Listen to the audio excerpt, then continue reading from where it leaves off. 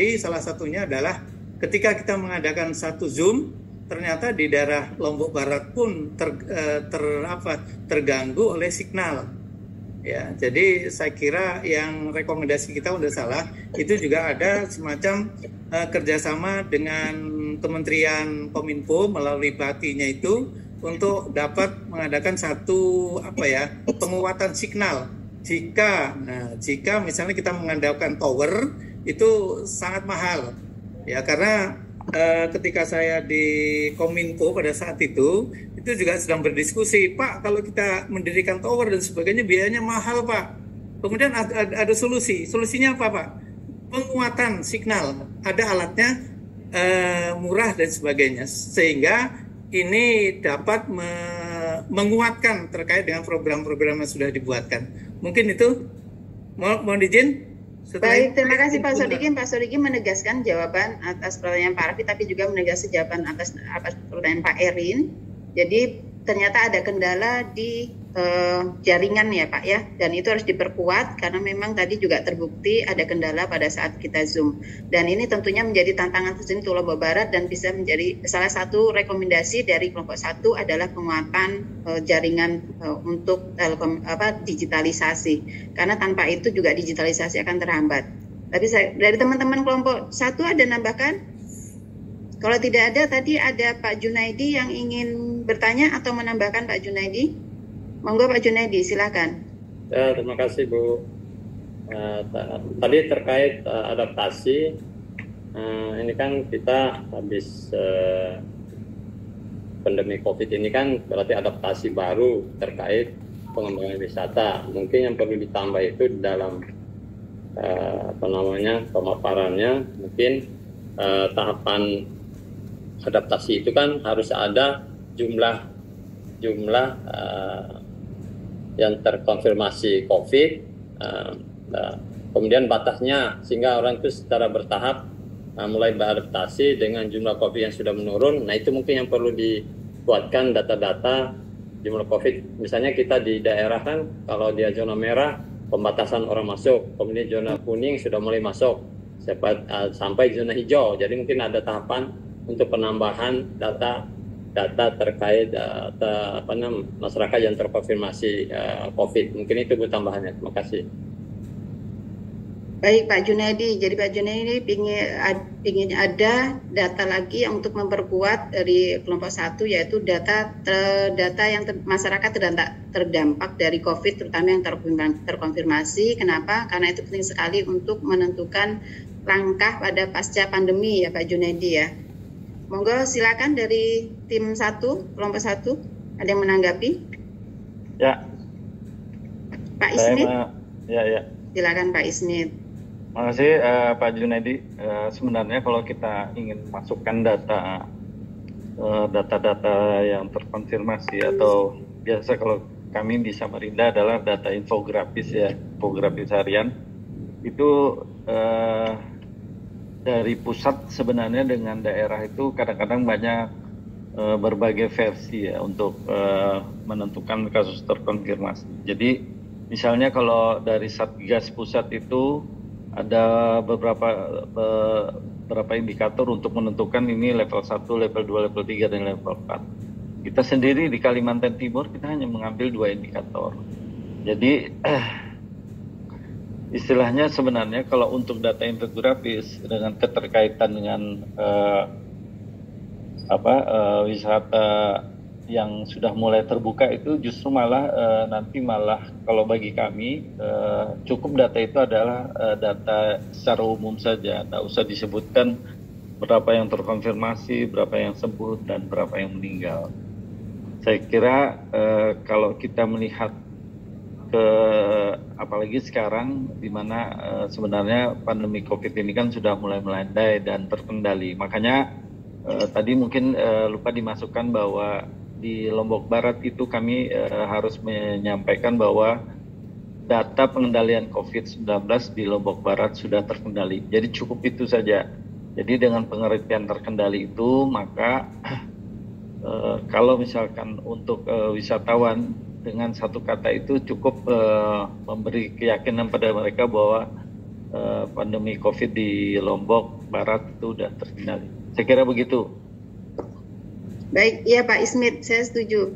Jadi memang justru data yang detail itu sudah akan memperkuat memperberat masyarakat untuk bisa percaya bahwa wisata ini akan aman. Tadi sempat disampaikan oleh Pak narasumber, Pak tadi, ya, itu ada tantangannya adalah itu bagaimana supaya masyarakat percaya, wisatawan percaya bahwa Lombok Barat berhasil melakukan penanganan terhadap COVID itu sendiri sehingga wisatanya itu bisa berkembang, bisa dikembangkan dan bisa dipacu untuk pemulihan ekonomi, dan itu terbukti dengan peningkatan dari min 7,8 menjadi 3,4%. Itu luar biasa.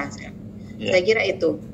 Ada positif negatifnya. Jadi positifnya mungkin memperkuat kepercayaan masyarakat terhadap wisata, dan negatifnya sebenarnya adalah bisa memperburuk kepercayaan juga. Dari teman-teman kelompok 2 dan 3 ada tambahan mungkin saran dan masukan? Bu, izin mohon waktunya Bu, pastikan Bu. Pak Imam?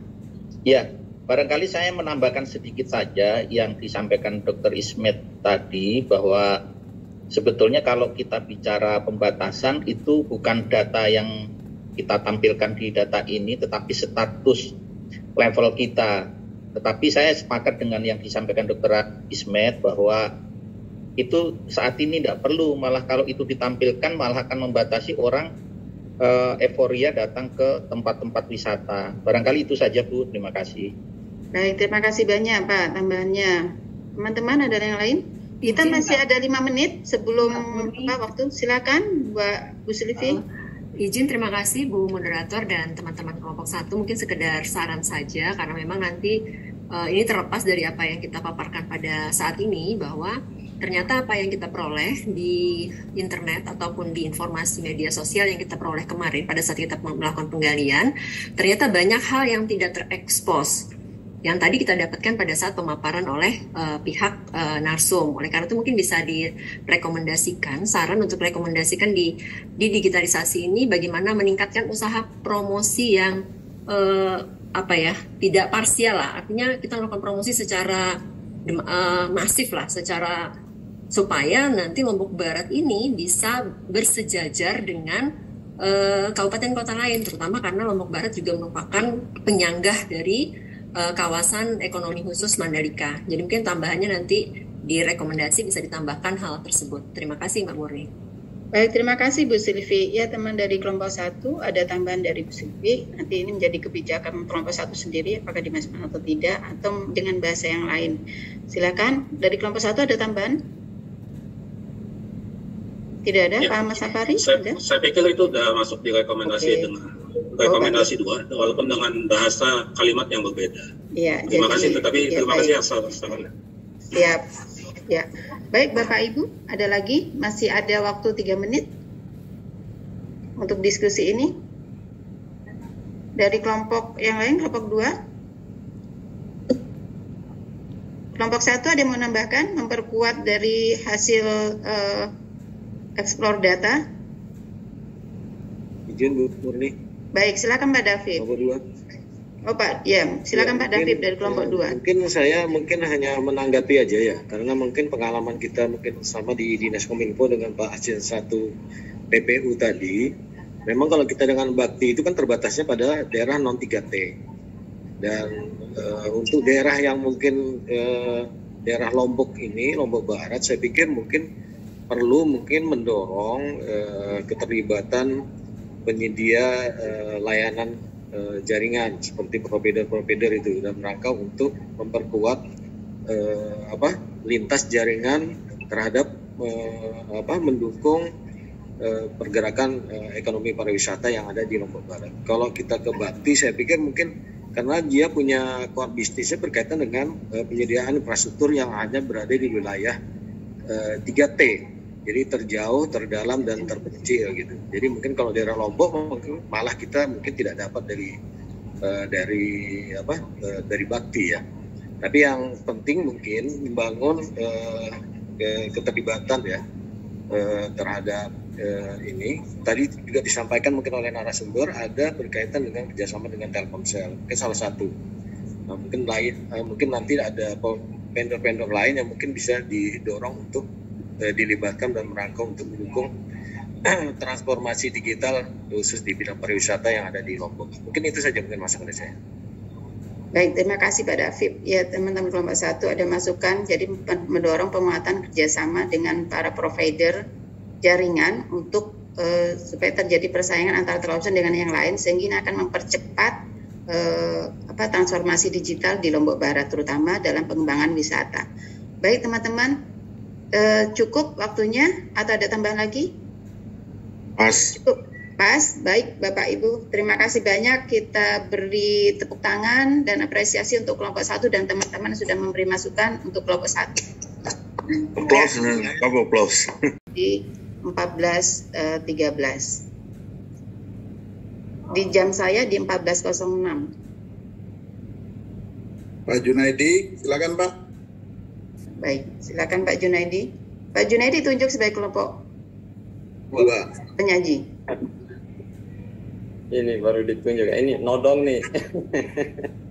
Terima kasih. Assalamualaikum. Silakan Pak Junaidi.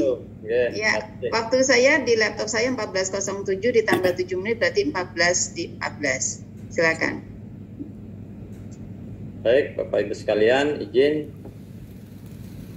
kami wakili dari kelompok 2 untuk menyampaikan pemaparan yang ditugaskan pada kami tentang strategi pengembangan karakter kewirausahaan dalam pariwisata berbasis masyarakat dan desa di Kabupaten Lombok Barat. Minta tolong diperbesar ya. Kelihatan sudah? Full. Di PowerPoint Pak. Di fullkan. Ya, di fullkan. Nanti ditegur lagi ya. Pak. Ya, makasih. Ya, lanjut. Dari ini kelompok kami, Pak. Tadi saya dikembalikan dulu di slide pertama. Baru mau kenalkan. Ya, kenalkan dulu nih yang paling gagah nih. Ketua Kadin apa Ketua David? Wih, mantap. Pak Ketua, Pak David, kemudian sebenarnya penyaji. Penyajinya kok Pak Nurdin? Tapi sudah dilimpahkan tugasnya kepada saya. Oh, adakah surat pelimpahannya? Sekretaris Pak Said, kemudian Pak Haji Pak. Kemudian saya sendiri Junedi, Pak Wahyono, Pak Juari Lakai, kemudian Pak Ferry, Mas Andi dan Pak Hendra. Lanjut. Nah, Kabupaten Lombok Barat ini adalah salah satu kita bisa lihat sebagai destinasi wisata juga di NTB, karena di Bali hampir sama dengan Bali, hampir sama dengan Lombok, karena di Lombok ada Bali, di Bali tidak ada Lombok. Itu motonya sebenarnya. Karena di Lombok Barat ini adalah salah satu khususnya dulu Kota Mataram sebenarnya tidak ada, yang ada di Lombok Barat. Di situ ada kerajaan namanya Kerajaan Bali, jadi jajahan Bali Lombok Barat itu. Makanya dibilang di Bali tidak ada Lombok, tapi di Lombok ada Bali. Jadi kegiatan-kegiatan pariwisata ini secara umum yang kami tidak bisa membaca secara keseluruhan.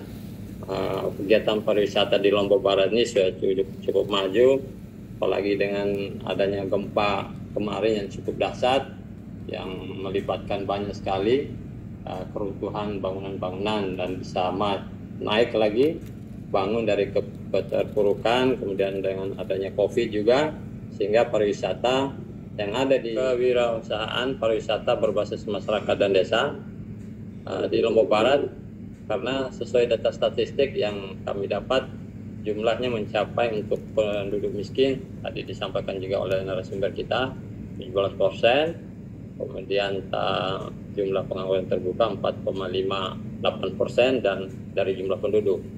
Besarnya jumlah kemiskinan dan jumlah pengangguran ini tentunya bagi pemerintah daerah Lombok Barat dengan keterbatasan sumber daya COVID pada tahun 2020 dengan mulainya dibuka kunjungan wisata, tentu hal itu menjadi peluang bagi pemerintah daerah Lombok Barat untuk meningkatkan kunjungan wisatanya dengan berupaya mengoptimalkan potensi wisata dengan membangun objek wisata alam, kemudian budaya industri kreatif yang ada di Lombok Barat.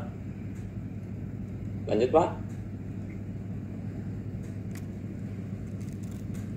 Membangun karakter kewirausahaan dalam pembangunan pariwisata berbasis masyarakat dan desa. Yang pertama adalah ini yang nomor saya, peran pemerintah daerah. Sampaikan oleh kelompok 2, saya belum melihat ya ini pentingnya setelah pasca pandemi ini kita lebih langkah-langkah saya tekankan ini pemerintah daerah lebih menekankan pada promosi-promosi terkait dengan kepariwisataan. Dan kita tahu gimana promosi Mandalika itu membangun pertumbuhan yang sangat pesat dan kenaikan PAD di Lombok Barat. Jadi saya cuma menambahkan di sini untuk langkah-langkah coba untuk promosi langkah-langkah jangka pendeknya untuk penyelesaian kesalahan ini, promosi menjadi hal yang sangat diperhatikan. Kita jangan berhenti. Terima kasih atas kesempatannya. Saya kembalikan. Baik, terima kasih Pak Muhammad Kurniawan menambahkan beliau. Teman berikutnya, ya silakan Pak Erin. Bagus Pak, gitu. Pak Erin duluan. Pak Agus sebentar ya, setelah Pak Erin ya. Ya, Bu Lisa. Waalaikumsalam ya Bu. Ya, waalaikumsalam Bu Lisa. Mohon diangkat Pak Agus. Pak Agus. Pak Agus mohon ya, makasih. Silakan Pak Erin. Terima kasih Bu Mori atas kesempatannya. Mungkin saya mau konfirmasi aja mungkin kepada kelompok 2, mungkin Pak Junaidi mungkin tahu.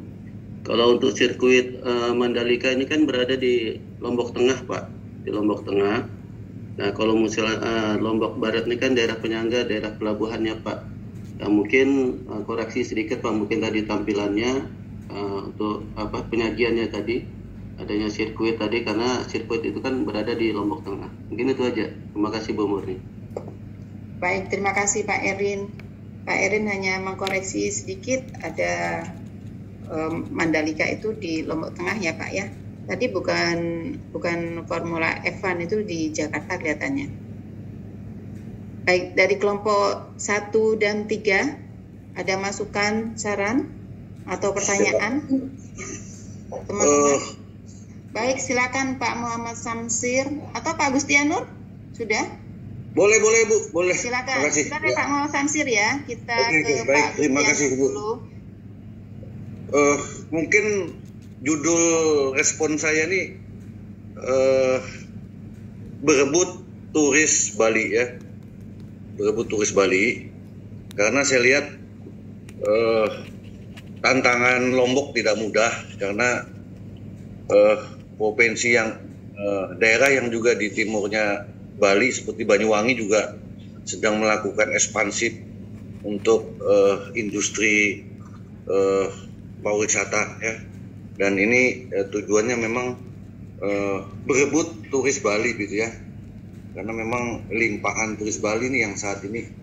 Nah yang perlu kita ketahui apakah pengembangan Lombok kemudian Bali itu berdampak terhadap peningkatan turis secara nasional gitu ya, bahwa apakah justru tetap tapi mereka terbagi ke beberapa daerah baik itu Bali, Banyuwangi dan Lombok. Sebab saya buka di Google, di YouTube saya lihat Banyuwangi luar biasa ya, hampir semua potensi dan kemampuannya digali ya. Contoh misalnya ada Banyuwangi Jazz segala macam tuh ya. Ini luar biasa. Apakah ini bentuk kompetisi yang saling mematikan ya, di antara masing-masing daerah? Barangkali itu yang bisa kami sampaikan. Terima kasih. Baik, terima kasih Pak Agustianur. Pak Samsir, kita lanjutkan dulu tanggapan dulu dari kelompok 2. Setelah itu nanti setelah tanggapan baru Pak Samsir. Izin Pak Samsir, silakan dari kelompok 2 untuk menanggapi atas masukan dari Pak Kurniawan, Pak Erin dan Pak Agustianur. Nah, Pak Agustianur lebih frontal nih. Ini 3 pengembangan Bali, Lombok dan Banyuwangi bisa saling mematikan atau bisa saling menghidupkan ya Pak Agustianur ya. Gitu. Silakan dari kelompok 2. Baik, kami coba menanggapi. Silakan Pak. Silakan Pak Nurudin. Ya, terima kasih. Oh, Pak Isnya dulu. Assalamualaikum warahmatullahi wabarakatuh. Waalaikumsalam warahmatullahi wabarakatuh. Izin Bu untuk menghemat waktu kami langsung. Masukan dari Pak Kurniawan memang kaitan dengan proses jangka pendek. Jadi memang perlu juga kami berikan gambaran bahwa ketika kita berbicara tentang industri pariwisata, pasti kita tidak lepas berbicara tentang kita menjual sebetulnya sektor jasa. Sedangkan untuk yang non jasa itu hanya penunjang. Karena kalau kita biasa di daerah wisata yang sudah maju, selalu kita ingin setiap wisatawan, apakah itu domestik maupun yang mancanegara, itu dia paling tidak buat dia tenang, aman, lalu senang. Nah, ketika itu terjadi, timbul akan kenangan. Nah, kenangan itu kalau kita lihat itulah menyebabkan suatu promotion yang gratis sebetulnya yang bisa dia ceritakan kepada tempat teman-teman sejawat atau di daerah. Jadi sebetulnya sudah ada masuk di situ. Jadi bagaimana sebetulnya masing-masing daerah itu kalau kita berbicara tentang wisata ini itu sebetulnya harus interkoneksi satu dengan lain. Yang paling tidak, yang satu misalnya katakan menambahkan terkait dengan apa yang disampaikan oleh Pak Agus tadi. Memang kalau kita melihat pengembangan pariwisata di Kabupaten Lombok Barat ini, dia akan berdasarkan potensi ya. Artinya apa? Tadi juga sudah dijelaskan oleh salah satu narasumber kita, ada hal yang memang kekhususan di Lombok ini yang barangkali ini tidak ada di Bali. Misalnya saja beberapa tempat-tempat pariwisata yang itu ada kekhususan di situ, sehingga ini juga menjadi daya tarik tersendiri masing-masing. Jadi segmen pasarnya itu berbeda-beda gitu. Kalau kita di Bali barangkali yang non-muslim ini juga agak sedikit risih gitu ya. Tapi kalau di Lombok misalnya, bagaimana di Lombok ini juga ada segmen pasarnya yang tersendiri. Kemudian di Lombok juga bagaimana misalnya dari sisi kita sebagai misalnya umat muslim itu dengan mudah misalnya mencari makanan yang halal, ada ketidakkhawatiran kalau ini berwisata di Bali kita agak susah cari makan misalnya seperti itu. Nah jadi kalau saya melihat masing-masing jadi Banyuwangi ini kan berkembang mulai bupatinya Pak Anas ya. Jadi sebetulnya Banyuwangi itu hanya mengambil peluang ketika Bali objek wisatanya itu sudah habis dieksplorasi, kemudian Pak Anas mengambil peluang dengan cara bahwa sektor pariwisata itu bukan hanya menjadi tanggung jawabnya dinas pariwisata saja, tetapi ini menjadi tanggung jawab semua. Seperti tempat-tempat lain yang sukses di bidang pariwisata itu memang bahwa semua OPD itu mempunyai tanggung jawab masing-masing. Kemudian satu lagi bahwa yang membuat Banyuwangi itu dikenal secara nasional itu memang ada dibuat agenda nasional, Bu. Agenda nasional itu sudah sudah diinformasikan ke seluruh khalayak di awal-awal tahun. Ya tadi ada. Memang untuk wisata sektor ya mau nggak mau kita bergerak pada sektor jasa. Jadi ada kalimat yang cukup menarik tadi. Jadi wisatawan itu pertama memang nyaman dulu, aman dulu, nyaman, kemudian tenang dan akhirnya senang. Akhirnya kalau sudah senang berita kemana-mana menjadi agen promosi sendiri, ya Pak Amiruddin ya. Kemudian ya, jadi kalau wisatawan itu sudah datang ke suatu daerah, kemudian merasa aman, nyaman dan tenang, maka dia akan menjadi senang. Kalau sudah senang, dia akan bercerita kepada siapapun yang ditemui dan itu menjadi agen promosi sendiri untuk wisata. Dan Pak Riansa menegaskan bahwa interkoneksi bahwa pengembangan wisata itu berdasarkan potensi masing-masing. Jadi Banyuwangi punya kearifan masing-masing, Lombok punya kearifan masing-masing, demikian juga dengan Bali. Jadi tidak bisa kemudian disamaratakan atau saling mematikan, justru saling mendukung karena masing-masing punya segmen dan itu dibutuhkan inovasi bagaimana pengembangan supaya bisa tertarik datang ke masing-masing daerah. Kemudian dari Pak Iman Sujono, memang harus ada agenda tahunan untuk wisata daerah masing-masing ya Pak ya, ini cukup menarik juga. Jadi kalau daerah mempunyai agenda tahunan yang kemudian dipromosikan di awal tahun, itu akan banyak memberikan informasi kepada masyarakat dan masyarakat luar tentunya untuk bisa datang ke event-event yang telah disiapkan oleh suatu daerah dalam waktu setahun gitu. Jadi sudah ada persiapan dari jarak jauh dari waktu-waktu sebelumnya. Saya kira itu. Lanjut, silakan Pak Muhammad Samsir tadi. Ya, terima kasih banyak Ibu Murni dan rekan semua serta Ibu Tidak Suara dan Bapak. Jangan lupa pantunnya. Ada ditagih pantun, Pak. Assalamualaikum warahmatullahi wabarakatuh. Waalaikumsalam. Salam. Saya menyimak dari pemakaran tadi kewirausahaan. Terakhir ya. Jadi pasti ada strategi-strategis yang dikembangkan oleh Dinas Pariwisata yang ada di Lombok untuk gampang mempengaruhi seseorang untuk mengembangkan wisata. Pertanyaan saya, kira-kira strategi-strategi apa kira-kira yang dipakai oleh pemerintah Lombok, khususnya Dinas Pariwisata, sehingga gampang mempengaruhi orang sekelilingnya, segala stakeholder, agar pariwisata bisa berkembang di Lombok. Barangkali demikian, Ibu. Baik, terima kasih. Terima kasih Pak Samsir. Jadi pertanyaannya yang upaya strategi untuk melalui stakeholder sehingga bisa bersama-sama membangun pariwisata di Lombok ya Pak ya, bukan datang ya malah ya, gitu. Jadi pertanyaan cukup unik. Silakan. Baik, terima kasih. Saya coba tanggapi. Nanti tolong ditambahkan ya. Yang baik. Pertama yang dilakukan adalah kalau dari sisi pandangan kami, kemudian dari data yang kami coba cari, jadi di Lombok ini memang sebagaimana yang tadi juga disampaikan mayoritas adalah Muslim ya. Bagaimana mentalnya ini juga dikuatkan gitu.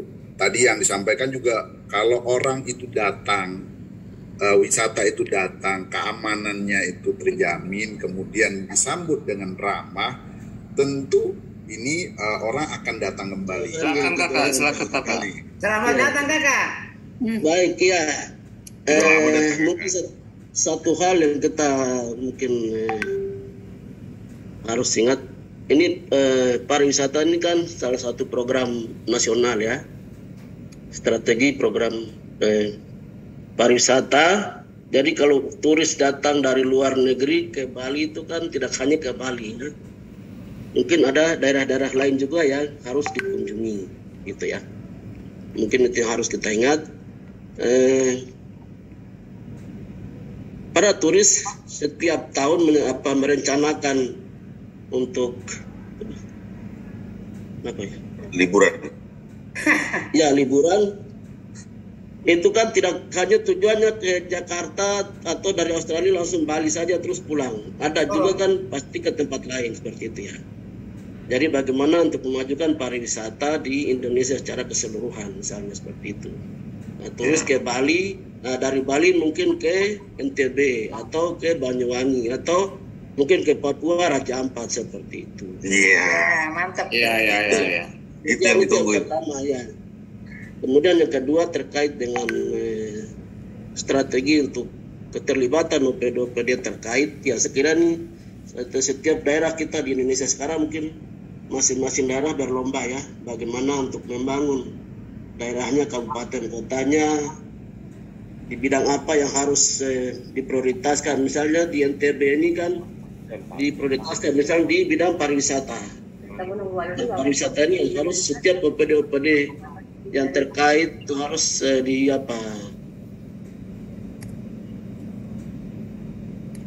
Izin Pak. Kena mute itu, kena mute. Semua kena mute. Tutup Pak Ferry. suaranya. Halo Pak Ferry. Pak Ferry mohon di-unmute. Pak Ferry. Pak Ferry. Mendengar suara kami? Pak Ferry. Bentar, ini dicoba dari sini. Iya. Pak Ferry mohon izin. Pak Ferry. Ya, silakan. Bu Selvi buka ya. Ya, untuk membangun pariwisata kan tidak mungkin hanya pariwisata ya, hanya dinas pariwisata. Nah, pasti kan terkait bidang-bidang lain ya. Bidang-bidang lain, misalnya PU untuk membangun infrastruktur jalan ataupun jembatan dan lain ke tempat-tempat wisata. Kemudian perhubungan misalnya, ataupun Satpol PP, DKUMKMP. Ya, betul. Jadi Infocom misalnya untuk jaringan telekomunikasi dan lain sebagainya. Jadi kebijakan daerah bagaimana untuk memajukan pariwisata, pasti OPD terkait ini digenjot perhatiannya untuk ikut mendukung dalam pembangunan, menyediakan infrastruktur dan fasilitas-fasilitas pendukung dalam rangka menarik investor itu ataupun wisatawan, seperti itu Pak. Baik, terima kasih. Terima kasih Pak Ferry. Izin sebentar Bapak Ibu. Sebentar. Izin dulu Bu. Ada pantun saya pantun. Izin. Jadi Bapak Ibu, saya kira jawaban dari Pak Riansa, kemudian Pak ini cukup ya untuk kelompok ini. Pak Muhammad Said kita skip dulu. Nanti di kelompok 3 saja Bapak tanya. Silakan. Baik, terima kasih banyak untuk paparan dan masukan serta tanggapan dari kelompok 2 dan Bapak Ibu yang telah memberi masukan dan saran. Tepuk tangan semangat untuk kita semua sore hari ini. Saya mau kasih pantun Ibu, pantun supaya bersemangat. Boleh kalau pantun. Izin Bu, izin. Izin Ibu, izin. Silakan. Ada lalat di atas meja. Ada terbang di atas kepala. Cakep, Pak Samsir pakai kacamata. Luruskan niat dalam bekerja supaya kerja mendapat pahala. Amin. Terima kasih banyak Pak. Ada Bu untuk Pak. Ya, baik Bapak Ibu, terima kasih. Asal jangan pantun siksa kubur. Cukup ya, nanti disimpan aja untuk nanti ya Pak Samsir. Pak Samsir. Iya Samsir, nanti lagi disimpan dulu. Oke. Jalan-jalan ke rumah Agus. Ya, pantun satu dulu dari Sorong. Ya, Bapak Martin. Pak Samsir tuh di-unmute, nggak dengar semua. Ya, jadi baik, terima kasih Bapak Ibu, Pak Samsir, terima kasih banyak tentunya. Nanti kita sambung lagi ya Pak Samsir ya. Moderator, mohon izin untuk menyampaikan hasil dari diskusi kami terkait dengan strategi pemulihan ekonomi pasca pandemi COVID melalui pengembangan desa atau kampung wisata berwawasan lingkungan untuk mewujudkan pembangunan ekonomi berkelanjutan, khususnya di organisasi pembelajar. Kami dari kelompok A3. Selanjutnya kami mohon izin untuk memutar sebuah video, mungkin agak berbeda dengan kelompok lainnya. Kami akan coba secara visual ya. Tidak berkata-kata ya. Strategi pemulihan video kita kemarin kayaknya ini hilang melalui pengembangan desa, kampung wisata berwarna lingkungan yang lain di mood. Masya Allah. Kabupaten Lombok Barat merupakan salah satu dari 10 kabupaten kota di Provinsi Nusa Tenggara Barat yang mempunyai luas wilayah kurang lebih 62,30 km persegi. Kabupaten Lombok Barat dibagi menjadi daerah pegunungan. Harus ke sini PKN ini. Pandemi COVID-19. Industri pariwisata dan ekonomi kreatif di Indonesia tidak terpungkiri pandemi COVID-19 ini juga membawa dampak yang besar kepada Kabupaten Lombok Barat. Ini narasinya Bu Selvi juga luar biasa. Ya. Dalam upaya menjadikan Dinas Pariwisata Kabupaten Lombok Barat menjadi organisasi pembelajar, beberapa hal yang sudah dilaksanakan, pelatihan Pokdarwis, pemberian award kepada Pokdarwis terbaik, pembinaan kemitraan usaha masyarakat pariwisata, dan pembinaan pengembangan usaha masyarakat pariwisata.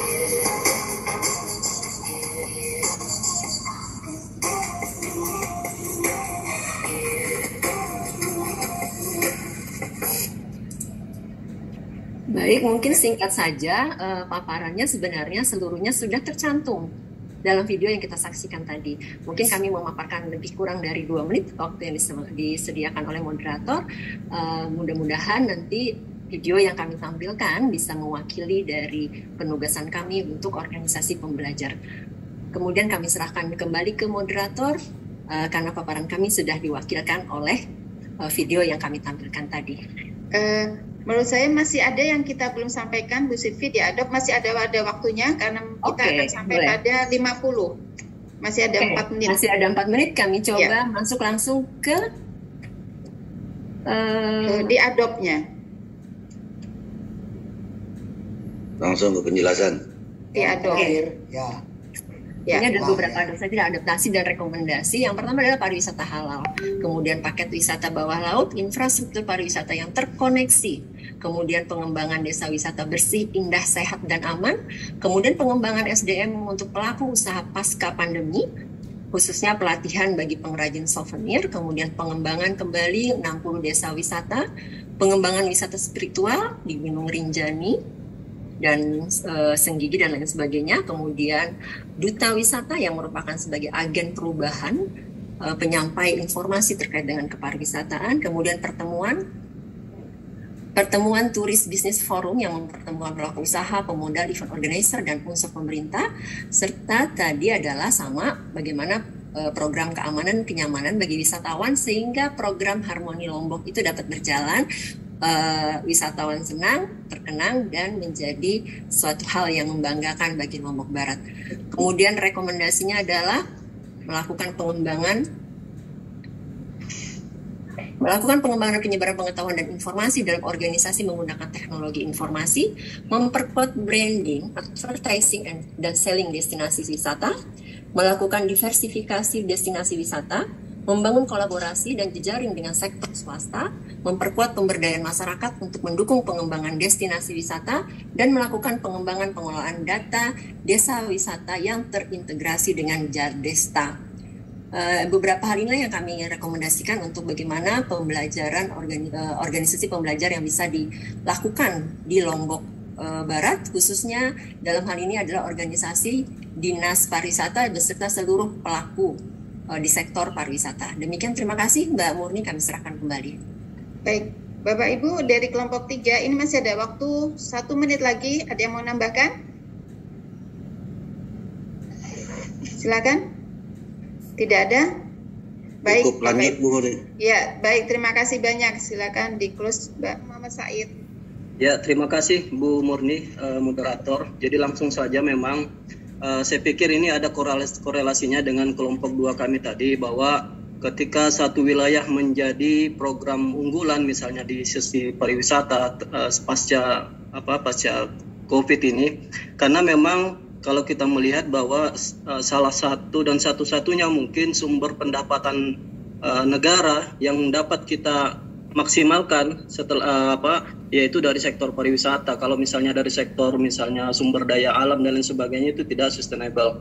Tentu ketika misalnya satu wilayah menjadi kawasan dari proyek nasional, yang pertama yaitu pasti banyak pemodal-pemodal yang diarahkan dan masuk serta membangun di wilayah itu. Timur. Tetapi di Lombok Barat juga ada geoparknya. Nah, itu yang kita maksudkan tadi, dan ternyata memang pada saat penyampaian dari narasumber memang ada paparan yang beliau sampaikan. Kami hanya mengambil dari data dan informasi yang kami peroleh di media sosial. Kemudian mungkin untuk Pak Heri, pertanyaannya juga sangat luar biasa. Sekali lagi, karena sumber yang kami dapatkan adalah dari media sosial yang kita baca sehari sebelumnya kemarin, belum ada informasi terkait dengan petani milenial, kemudian nelayan milenial, dan baru kita peroleh pada hari ini. Tentunya itu akan menjadi rekomendasi bagi kami, kita masukkan ke rekomendasi kami untuk kita akan membuat kesimpulan nanti setelah kegiatan, setelah kita menyatukan dengan data atau informasi yang kita peroleh dari narasumber. Mungkin itu dari saya, Mbak Murni. Mungkin silakan teman-teman yang lain bisa menambahkannya. Silakan teman-temannya ada yang menambahkan? Ya, izin menambahkan. Silakan Pak Rubiansyah. Ya, tadi yang sama pertama mungkin untuk Pak Said ya, sependapat tadi dengan rekan kita dari Bu Sylvie, bahwasanya kita setuju dengan saran atau masukan dari Pak Said tadi atau pendapat Pak Said tadi, termasuk Pak Junaidi juga sudah jelas disampaikan oleh Bu Silvi. Nah, untuk Pak Heri sih memang secara spesifik ya terkait dengan antisipasi kaum milenial ini memang belum kami temukan selama kemarin di hasil searching beberapa saat gitu, tapi secara umum sih ada narasi yang didapatkan yang kita dapatkan hasil searching itu adalah diantaranya memelihara dan membina secara terus-menerus tata kehidupan dan budaya masyarakat daerah dan memberi dorongan, motivasi dan menciptakan peluang-peluang kepada masyarakat untuk bisa beradaptasi terhadap pariwisata. Saya kira sih seperti itu mungkin Pak Heri. Izin menambahkan, kita mendapatkan tugas berdasarkan kemudian data-data yang kita dapat dari searching ya, dari internet dan juga penyampaian dari Bu Oneng ya dari Kementerian Pariwisata. Nah, tentunya data-data dukung yang kami tampilkan tadi adalah hal-hal yang berkaitan dengan penyampaian yang ada di internet dari Kabupaten Lombok Barat. Nah, kemudian juga penyampaian dari Kementerian Pariwisata yang berkaitan dengan konsep pentahelik ya, tadi juga disampaikan pada organisasi pembelajar, adanya dukungan pemerintah, swasta, kemudian komunitas, tokoh agama dan tokoh adat, akademisi dan media. Ini juga disampaikan dari Kementerian Pariwisata untuk bagaimana bisa mengakselerasi kegiatan-kegiatan pariwisata di Lombok Barat. Mungkin itu Bu, motif tambahan. Baik, terima kasih Pak Erin atas tambahannya. Teman-teman masih sadar dari kelompok kita bahwa ada pantun. Silakan, ada pantun. Oh iya, lupa pantunnya. Nah, ini lupa tadi. Dan menciptakannya 24 jam soalnya. Iya. Jalan-jalan ke wisata Samarinda di Kebupaten melihat buaya. Lakukan tugas PKN 2 dengan cinta, dikhususkan doa untuk lulus semua. Terima kasih. Amin. Ya Amin. Baik, terima kasih banyak Bapak Ibu teman-teman semua. Tepuk tangan semangat sore hari ini. Ini moderatornya luar biasa, sangat tegas, berusaha mengelola diskusi dengan baik ya. Dan tadi ada beberapa rangkuman-rangkuman yang moderator yang sangat luar biasa tadi ya. Level nasional ya, kayak mantan Najwa juga. Oke, nah izin Bapak dan Ibu, saya ingin memberikan beberapa respon ya terhadap apa yang sudah Bapak dan Ibu. Ini juga sebagai masukan.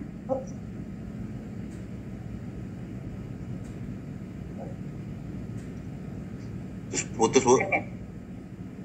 Oke. Ini juga sebagai masukan untuk Bapak Ibu membuat laporan lesson learned kelas, ya. Jadi apa yang menjadi respon kami berdua, saya dan Pak Jokar akan memberi masukan untuk Bapak dan Ibu di lesson learned kelasnya. Nah, yang pertama Bapak dan Ibu, respon pertama saya adalah data. Data yang Bapak dan Ibu masukkan baik di latar belakang maupun data dari Lokus itu adalah data yang disesuaikan dengan kelompok Bapak dan Ibu sekalian.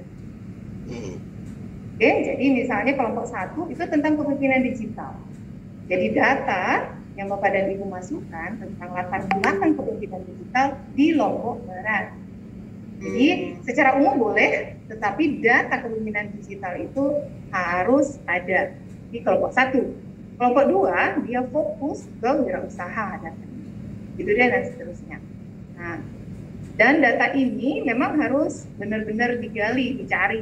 Nah, ada beberapa contoh tadi sudah dilakukan oleh kelompok, ya. Dan ini pertama di kelompok 3 saya melihat tadi ada detail, ada identifikasi data organisasi pembelajarnya. Hanya kurang dijelaskan, ya, hanya kurang dijelaskan seperti apa itu karena ada dalam bentuk PowerPoint. Meskipun sebenarnya memang PowerPoint adalah the power of points. Tadi ada beberapa data yang dimaksudkan oleh teman-teman, terus terang ini adalah the power of points. Jadi kita menggunakan poin-poin untuk memperjelas maksud, atau makanya kita lebih banyak nanti bercerita. Nanti pada saat seminar atau pada saat presentasi apapun di dalam Zoom meeting itu PowerPoint itu hanya upaya untuk membuat kita jadi fokus pada apa yang sedang dibicarakan. Gitu. Jadi jangan sampai kita cenderung membaca PowerPoint. Kenapa? Karena dari Word, Microsoft Word, di copy paste aja masuk PowerPoint. Nggak seperti itu.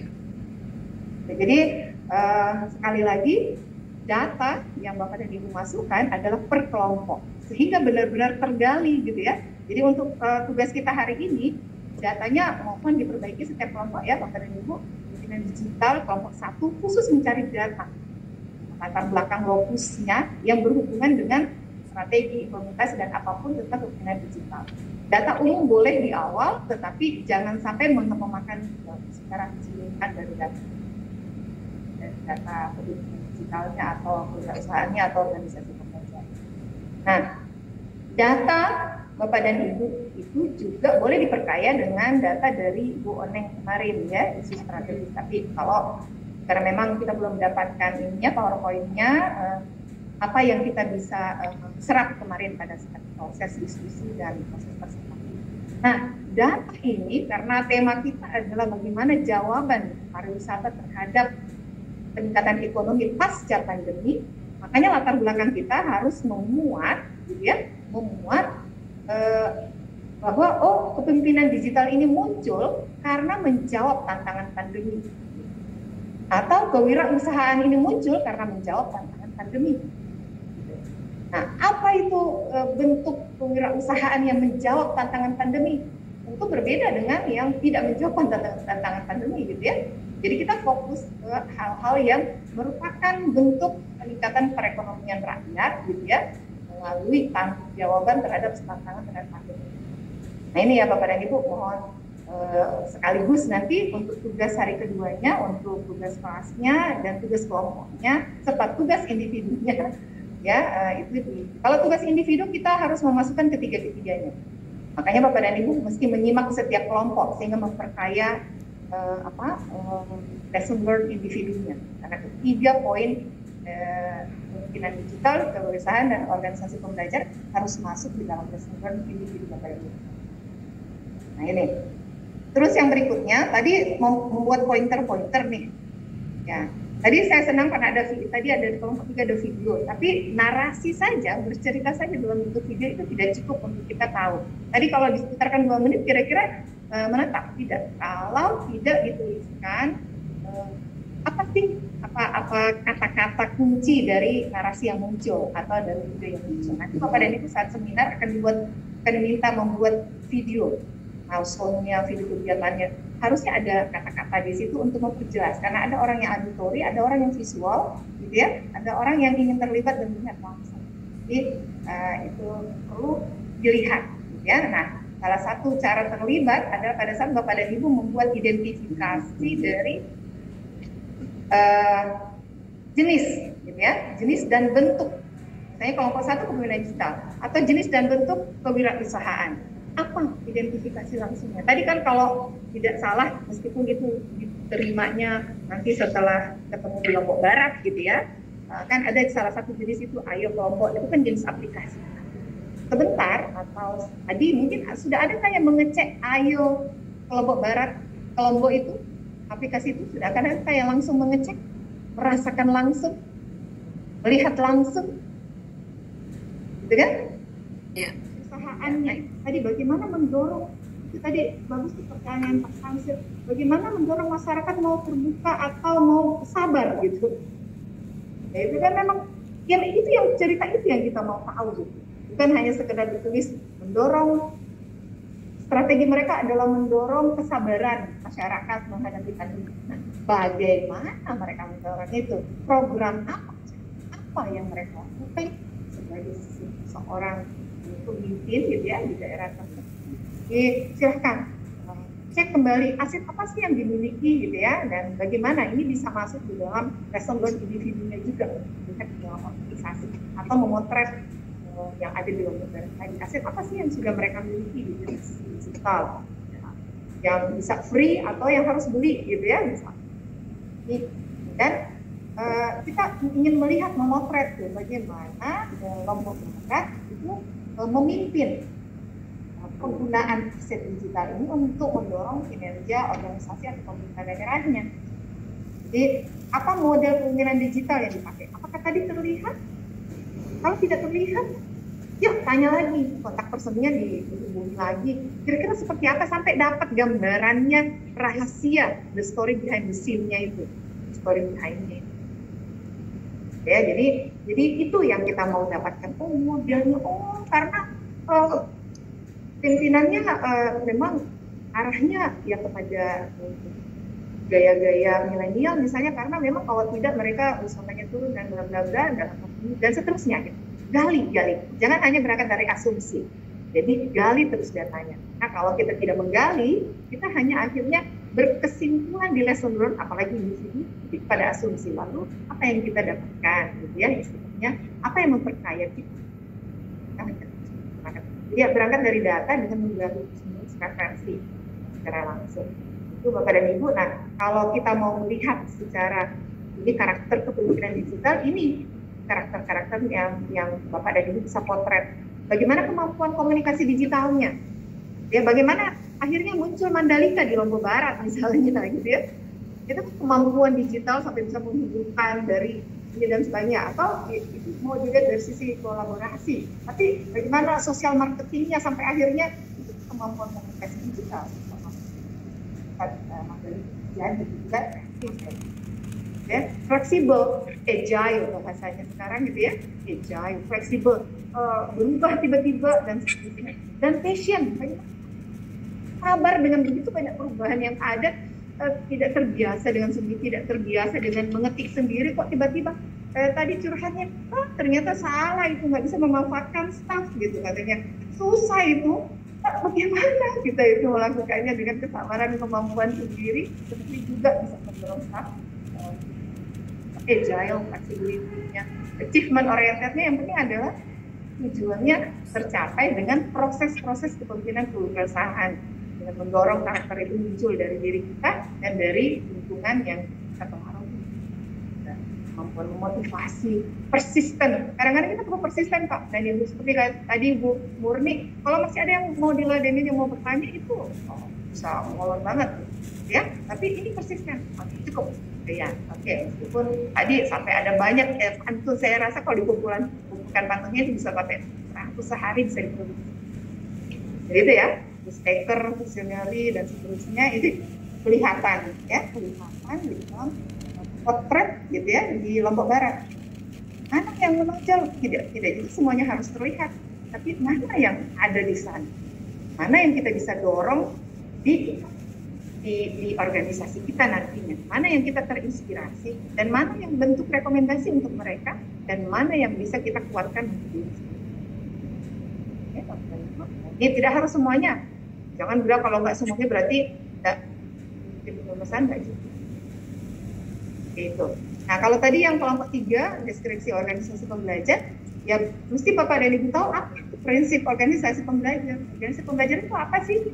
Bukan organisasi, bukan sekolah sebenarnya, tetapi jiwa-jiwa individu yang ada di dalam organisasi tersebut yang terus-menerus ingin mengembangkan dirinya menjadi lebih baik dari posisinya yang kalau kita di pemerintahan adalah pelayanan publik. Jadi terus-terus mau mengembangkan diri kita, meskipun tidak dianggarkan oleh instansi karena anggaran terbatas. Oh, keinginan belajar ada, kenapa? Oh, cari-cari searching webinar online. Kemudian di-sharing kepada teman-temannya sekantor. Nah, itu salah satu bentuk prinsip-prinsip organisasi pembelajar.